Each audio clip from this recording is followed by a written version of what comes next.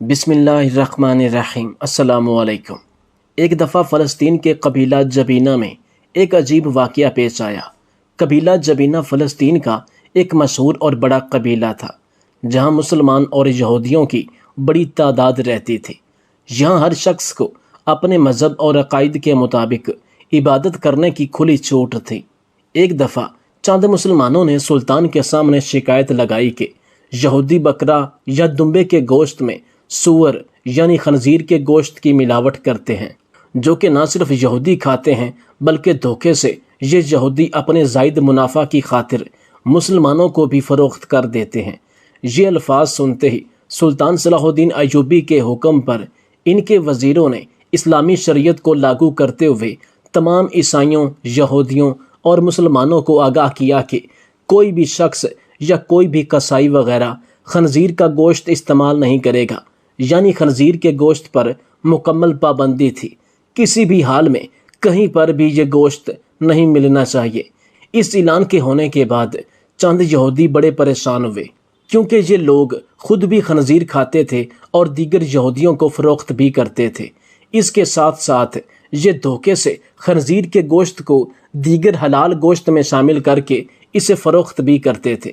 ان یہودیوں نے اپنے چند یہودی علماء سے مشاورت کے بعد ایک دن سلطان صلاح الدین ایوبی کی عدالت میں حاضر ہوئے اور بھری عدالت میں سلطان سے سوال کیا کہ اللہ تعالیٰ نے بے شمار جانور پیدا کیے، جن میں بھینس، بکرا، بیل، گائے، دمبا، گھوڑا، گدھا اور کتا وغیرہ، جبکہ ان میں آپ کی نظر میں چند ایک جانور حرام ہیں، لیکن آپ لوگوں کو خنزیر سے کیا مسئلہ ہے؟ یہ بھی تو اللہ تعالیٰ نے پیدا کیا ہے، اور اگر ایک شخص شوق سے اسے کھانا چاہتا ہے تو اسے استعمال کرنے میں حرج ہی کیا ہے؟ خنزیر بھی تو دیگر جانوروں کی طرح ایک جانور ہے، لہٰذا خنزیر پر آپ نے جو پابندی لگائی ہے اسے اٹھایا جائے، یا ہمیں ایسی دلیل دی جائے کہ مسلمانوں کے ساتھ ساتھ ہمارا بھی اسے کھانے سے دل بھر جائے، یا اس کے ایسے کوئی جسمانی نقصان بتائیں کہ جس سے ہمیں یقین ہو جائے کہ خنزیر کھانا واقعی مضر صحت اور حرام عمل ہے، کیونکہ ہمارے آباء و اجداد اسے کھاتے چلے آ رہے ہیں، اور ہمارے آباء و اجداد سے لے کر آج تک لوگ من گھڑت کہانیاں سناتے ہیں جن پر ہمیں کوئی یقین نہیں ہے۔ ہم اپنی آنکھوں سے اس کے عیب دیکھنا چاہتے ہیں، اس کے نقصانات دیکھنا چاہتے ہیں۔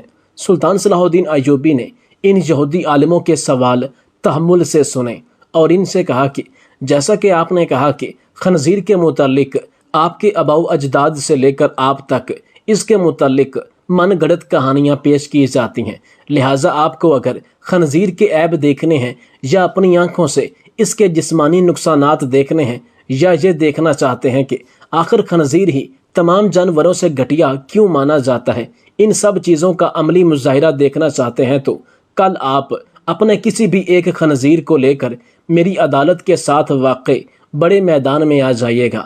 میں آپ کو حقیقی اور عملی طور پر اس کے نقصان، اس کے عیب، جو کہ نہ صرف آپ اور میں دیکھیں گے بلکہ دنیا کا ہر وہ شخص دیکھ سکتا ہے جس کو اللہ نے آنکھیں اور دماغ دیا ہے، لہٰذا کل ظہر کی نماز کے بعد آپ لوگ حاضر ہو جائیے گا۔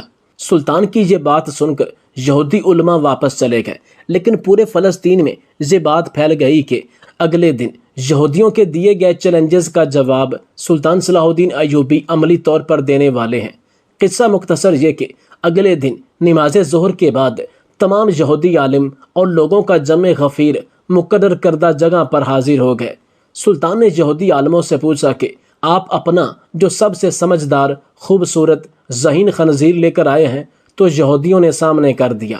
اس کے بعد سلطان صلاح الدین ایوبی نے اس بڑے میدان میں تمام لوگوں کو مخاطب کرنے کے بعد اس خنزیر کے سامنے ایک گھوڑا، ایک کتا، ایک گدھا، بکرا وغیرہ چند جانور کھڑے کر دیے۔ سلطان نے سب کو مخاطب کیا، یہودی عالموں کو اپنی طرف متوجہ کرنے کے بعد کہا کہ میں آپ کو ایک ہی چیز عملی طور پر دکھاؤں گا، اور مجھے امید ہے کہ آپ کے تمام سوالوں کے جوابات اسی ایک عمل سے ظاہر ہو جائیں گے۔ بغیر وقت ضائع کیے مختلف جانوروں کا فضلہ، یعنی کہ جانوروں کی گندگی اور انسانی پخانہ کو ایک جگہ لایا گیا۔ اس کے بعد گھوڑا، کتا، گدھا، بکرا وغیرہ ان تمام جانوروں کو اس گندگی کے سامنے لایا گیا، جس میں جانوروں کا فضلہ اور انسانی پخانہ شامل تھا، لیکن جانوروں میں سے کسی ایک نے بھی انسانی فضلہ یا دیگر گندگی کو نہیں کھایا۔ کچھ دیر کے بعد جب سب لوگوں نے یہ منظر دیکھ لیا، پھر سلطان نے حکم دیا کہ اب آپ اپنا سمجھدار، خوبصورت، ذہین اور چہیتا خنزیر بھیجیں۔ جو ہی یہودیوں نے اس خنزیر کو چھوڑا تو یہ خنزیر ساری گندگی کھا گیا، جسے دیکھ کر پورے میدان میں سناٹا چھا گیا۔ حتیٰ کہ یہودی خود پریشان تھے، کیونکہ وہ اسے نہلا دھلا کر اس کی خوراک کھلا کر یعنی کہ اس کا پیٹ بھر کر لائے تھے۔ لیکن جب تمام لوگوں نے یہ عمل دیکھا کہ کسی جانور نے انسانی گندگی یا جانوروں کی گندگی کو نہیں کھایا، لیکن اس کے برعکس خنزیر اس گندگی کو کھا چکا ہے، تو سب لوگوں کا دل کھٹا پڑنے لگا، جس میں نہ کہ صرف مسلمان بلکہ بے شمار یہودی لوگ بھی یہ منظر دیکھ کر کراہت محسوس کرنے لگے، اور انہیں سمجھ آ گئی کہ سلطان صلاح الدین ایوبی اور ان کی اسلامی شریعت بغیر کسی وجہ کے کسی چیز کو حرام قرار نہیں دیتی، جس کا عملی اور واضح عمل تمام لوگ اپنی آنکھوں سے دیکھ چکے ہیں۔ یہودی عالموں کے سر شرم سے جھک گئے، اور سلطان نے کہا کہ میں امید کرتا ہوں کہ آج کے بعد آپ لوگ بھی اس کا گوشت کبھی نہیں کھائیں گے، چونکہ تمام تر حقائق آپ لوگوں کی آنکھوں کے سامنے آ چکے ہیں۔ اب جو کوئی بھی اس خنزیر کا گوشت کھائے گا وہ یا تو آنکھوں پر پٹی بندھا اندھا انسان ہے، یا اسے پانی میں دکھائی دیتی مکھی نظر نہیں آتی اور وہ اسے پی جاتا ہے۔ اس میں کچھ من گھڑت کہانی نہیں ہے، کیونکہ آپ نے یہ سب عملاً دیکھ لیا ہے۔ اس کے بعد سلطان صلاح الدین ایوبی نے تمام میدان کو خاموش کروایا، سب کو مخاطب کیا، یہودی عالموں کو خاص کر اپنی طرف متوجہ کیا، اور بلند آواز میں کہا کہ گھوڑا، بکرا، بیل، دمبا، گدھا، کتا، مرغا یعنی کہ ہر جانور کو اللہ تعالیٰ نے اپنی مصلحت کے تحت پیدا کیا ہے، لیکن واحد جانور خنزیر ہے جسے اللہ تعالیٰ نے دنیا کے آغاز میں دیگر جانوروں کی طرح نہیں بنایا، نہ پیدا کیا۔ سلطان کے یہ الفاظ سن کر پورے میدان میں لوگوں میں حیرانی کا سماں بن گیا۔ سب لوگ حیران تھے کہ جب باقی تمام جانوروں کو اللہ تعالیٰ نے دنیا بنانے کے بعد اپنی مصلحت کے تحت پیدا کیا، تو خنزیر کو کیوں پیدا نہیں کیا؟ آخر اس کو بعد میں کیوں اور کس لیے پیدا کیا گیا؟ پھر سلطان صلاح الدین ایوبی رحمۃ اللہ علیہ نے فرمایا کہ اسلام میں خنزیر حرام ہے، لیکن اللہ نے اس جانور کو کیوں پیدا کیا؟ اس کو پیدا کرنے کی حکمت کیا تھی، اور اسے بعد میں پیدا کرنے کی ضرورت کیوں پیش آئی؟ پھر سلطان نے فرمایا کہ نوح علیہ السلام کی کشتی جب طوفان نوح میں تیر رہی تھی تو کشتی میں انسانوں کے ساتھ ہزاروں جانور بھی تھے جو کشتی میں بڑا پیشاب یعنی کہ پخانہ کرتے تھے۔ نوح علیہ السلام اور اس کی قوم کو پیشاب سے بڑی تکلیف ہوتی تھی، لوگوں کو بہت زیادہ کراہت محسوس ہوتی تھی، ایک عجیب سی تکلیف سے لوگ گزر رہے تھے۔ تو حضرت نوح علیہ السلام نے اللہ تعالیٰ سے دعا مانگی کہ ہمیں اس گندگی سے نجات دلا۔ اللہ تعالیٰ نے حضرت نوح علیہ السلام کی دعا قبول کی۔ پھر اللہ تعالیٰ نے ہاتھی کی دم سے نر اور مادہ خنزیر پیدا کر دیے۔ خنزیر کشتی میں گھومتے پھرتے اور گندگی کو کھا جاتے تھے۔ اس طرح نوح علیہ السلام اور اس کی قوم کو گندگی سے نجات مل گئی۔ لیکن جتنے لوگوں نے اس کو آنکھوں سے دیکھا، سنا، سب کو اس جانور کے گوشت کھانے سے کراہت محسوس ہوتی تھی، تو اللہ تعالیٰ نے اس کے گوشت کو اس لیے حرام قرار دیا ہے۔ اس کے علاوہ بھی مزید ایسی خصلتیں اس میں پائی جاتی ہیں جو دیگر جانوروں میں نہیں پائی جاتی، جیسا کہ خنزیر دنیا کا وہ واحد جانور ہے جو اپنی مادہ خنزیر، جسے عرف عام میں اس کی بیوی کہہ لے، نر خنزیر اپنی مادہ بیوی کو کسی دوسرے جانور سے بدکاری کرتے دیکھ کر خوش ہوتا ہے، جو کہ انتہائی گھٹیا عمل ہے، اور یہ خنزیر کے علاوہ کسی دوسرے جانور میں نہیں پایا جاتا، کیونکہ انسانوں کے ساتھ ساتھ جانوروں کی بھی اپنی عزت نفس ہوتی ہے۔ لہٰذا حضرت نوح علیہ السلام کی دعا سے خنزیر کو اللہ تعالیٰ نے ایک خاص مقصد کے لیے پیدا کیا تھا۔ سلطان کے خاموش ہونے کے بعد مورخین لکھتے ہیں کہ 30,000 یہودی مسلمان ہوئے تھے، اور لوگوں کا ایمان اللہ تعالیٰ اور اسلامی شریعت پر مضبوط ہو گیا کہ اللہ تعالیٰ نے جس چیز سے منع کیا ہے اس میں ضرور انسانی مصلحت چھپی ہوئی ہے جسے عام انسان نہیں سمجھ سکتا۔ جو یہودی لوگ خنزیر سے پابندی اٹھانے کے لیے سلطان کے پاس حاضر ہوئے تھے، وہ اس خنزیر سے نفرت کرتے ہوئے دائرہ اسلام میں داخل ہو گئے۔ اس میں کوئی دو رائے نہیں کہ اللہ تعالیٰ جب چاہے جس کو چاہے راہ ہدایت عطا کر دے۔ اسی طرح ایک اور واقعہ ہے کہ سلطان صلاح الدین ایوبی کے دور حکومت میں مصر کے اندر ایک موچی پیپل کے گھنے درخت کے نیچے بیٹھ کر اپنا کام کیا کرتا تھا۔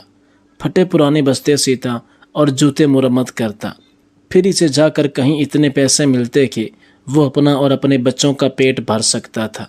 یہ غریب موچی دل کا بہت سادہ اور امیر تھا۔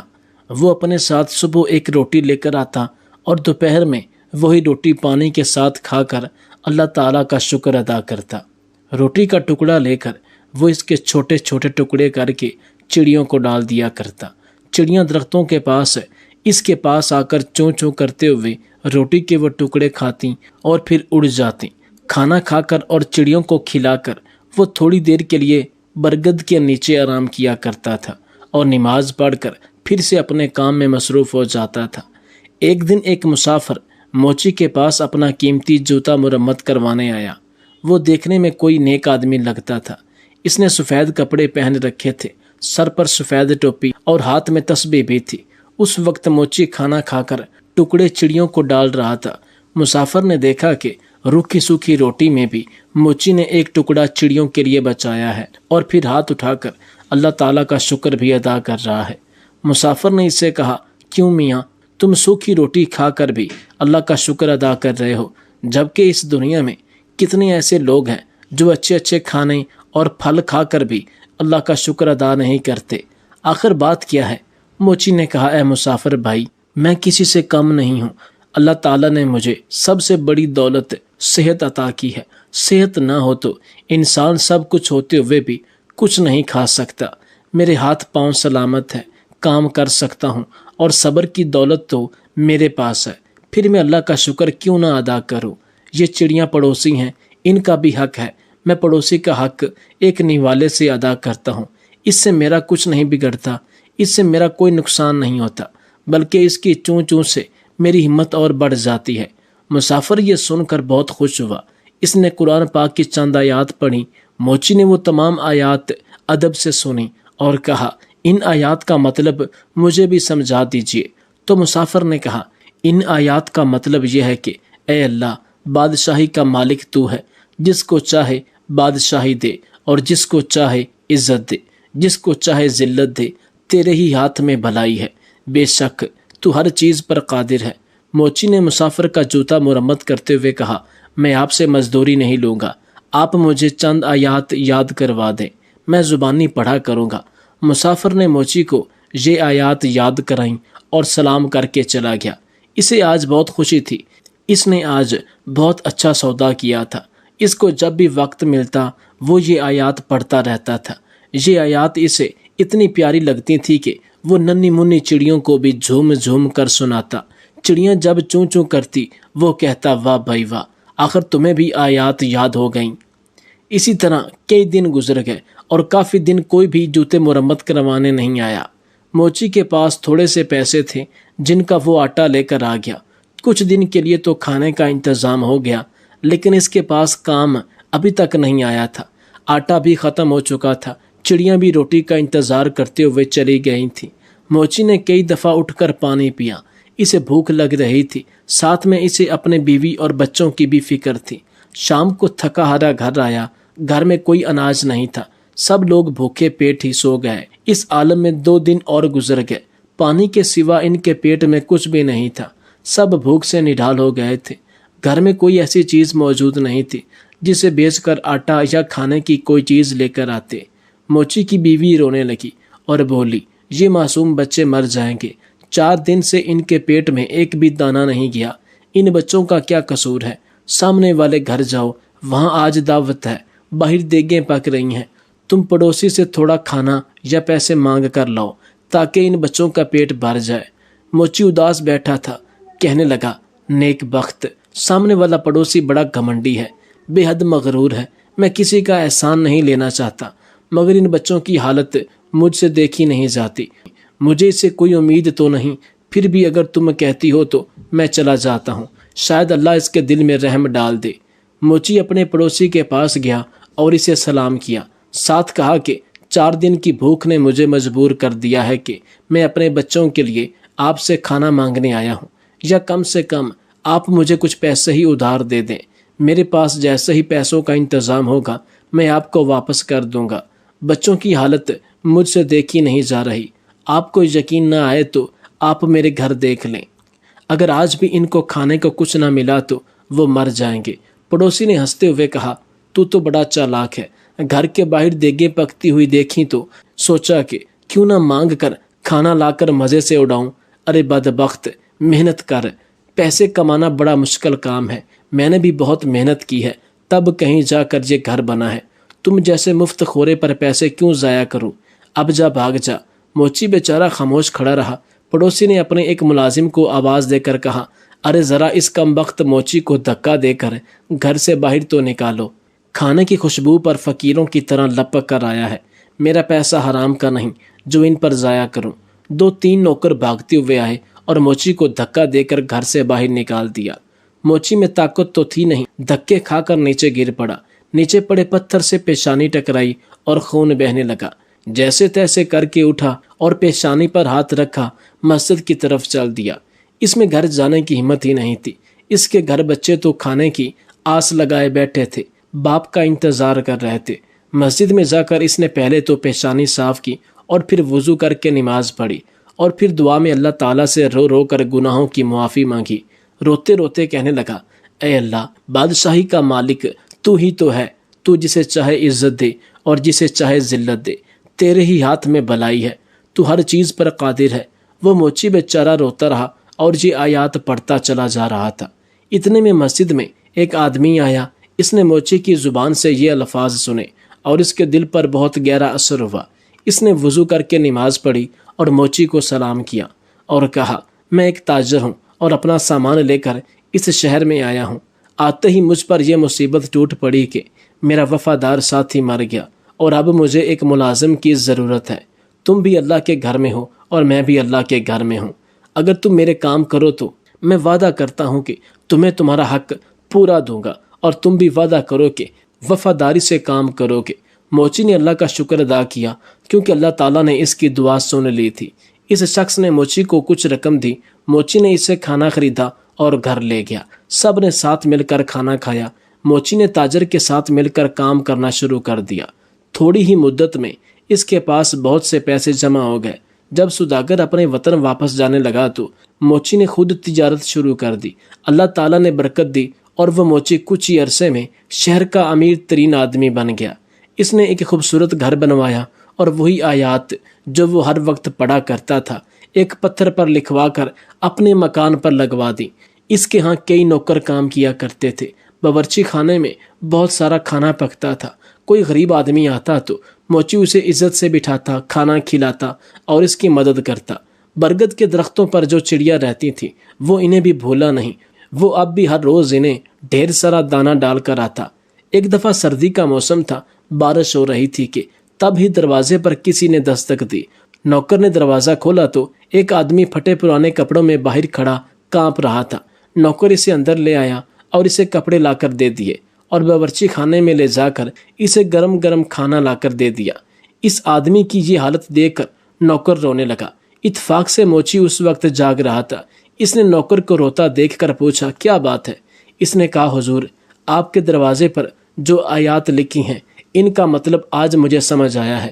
ابھی جو فقیر آیا ہے، چند سال پہلے وہ بڑا امیر آدمی ہوا کرتا تھا، اس کا بڑا مکان تھا، اس کے پاس بہت سی دولت تھی، مگر یہ شخص ہر کسی کو حقیر جان کر اسے ذلیل کیا کرتا تھا، کسی کو صدقہ خیرات تک نہیں دیتا تھا، اور آج اللہ تعالیٰ نے اسے خود فقیر بنا کر یہاں بھیجا ہے۔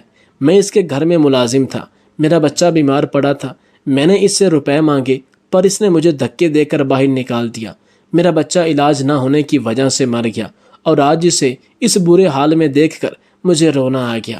واقعی اللہ تعالیٰ ہر چیز پر قادر ہے، عزت اور ذلت اسی کے ہاتھ میں ہے۔ موچی دوسرے کمرے میں گیا تو اس نے دیکھا کہ اس کا وہی مغرور پڑوسی بیٹھا ہے جس نے اسے دھکے دے کر باہر نکالا تھا۔ موچی نے اسے سلام کیا اور کہا، میں آپ کا وہی غریب پڑوسی ہوں جو موچی کا کام کرتا تھا۔ ایک بار کئی دن کے فاقے نے مجھے آپ کے در پر جانے کے لیے مجبور کر دیا تھا اور آپ نے مجھے دھکے دے کر وہاں سے نکال دیا تھا۔ میری پیشانی پر اس دن لگنے والی چوٹ کا نشان اب تک موجود ہے۔ پڑوسی نے موچی کو پہچان لیا اور روتے روتے کہنے لگا، اللہ تعالیٰ نے مجھے سزا دی ہے، میرا سارا کاروبار تباہ ہو گیا، بیوی مر گئی اور بچے آوارہ ہو گئے، میں خود بیمار ہو گیا ہوں، گھر بھی بک گیا ہے، اب نہ سر چھپانے کو جگہ ہے اور نہ ہی کچھ کھانے کو ہے۔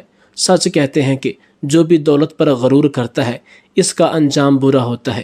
واقعی اللہ تعالیٰ جسے چاہے عزت دیتا ہے اور جسے چاہے ذلت دیتا ہے، اسی کے ہاتھ میں بھلائی ہے اور وہی ہر چیز پر قادر ہے۔ موچی نے کہا ہاں، ہر چیز اللہ تعالیٰ کے اختیار میں ہے اور اللہ کی ذات کے علاوہ کسی پر بھی بھروسہ نہیں کرنا چاہیے۔ ارے بھائی، پیسہ کیا ہے؟ آنی جانی چیز ہے، اس پر غرور کرنا اچھی بات نہیں۔ خیر، تمہیں بہت سزا مل چکی ہے، سچے دل سے اللہ تعالیٰ سے توبہ کرو۔ اللہ تعالیٰ اپنے بندوں پر بڑا مہربان ہے، وہ ضرور تمہاری توبہ کو قبول کرے گا۔ میں تمہیں کچھ رقم دیتا ہوں، اس سے تجارت کرو، اللہ تعالیٰ تمہاری مدد کرے گا۔ بے شک اللہ تعالیٰ ہر چیز پر قادر ہے۔